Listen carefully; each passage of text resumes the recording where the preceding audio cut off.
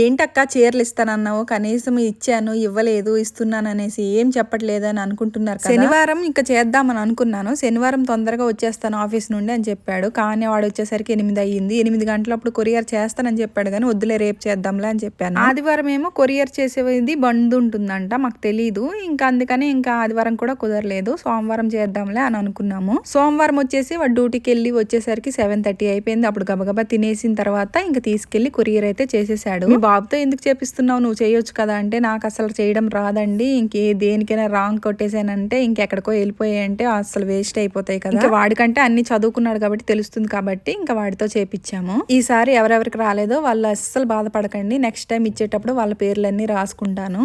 నేను సోమవారం నైట్ అయితే కొరియర్ చేసాము, రాగానే వచ్చింది అనేసి మెసేజ్ పెట్టేసేయండి. నాకు కావాలనేసి చాలా మంది కమెంట్ చేశారు కదా, తప్పకుండా వాళ్ళందరికీ నెక్స్ట్ టైం అయితే ఇస్తాను. ఇప్పటికైతే బాధపడకండి రాలేదని. ప్యాకింగ్ చేసేటప్పటికి నాకు ఫుల్ హెడేక్ ఉంది, ఆయిల్ పెట్టుకున్నాను, అందుకే నా ఫేస్ అలా ఉంది. యూట్యూబ్ నుండి సాలరీ ఏమి నెలకు రాదండి, ఎప్పుడో ఒకసారి వస్తుంది. దాంట్లో ఇంకా కొంచెం అయితే ఇప్పుడు గివేకే ఇచ్చేసాను. నెల వస్తే గనక ఇంక తప్పకుండా నాకు మెసేజ్ చేసిన వాళ్ళందరికీ ఇస్తాను. ఈసారి రాని వాళ్ళు ఏమి అనుకోకండి. Okay friends, bye bye.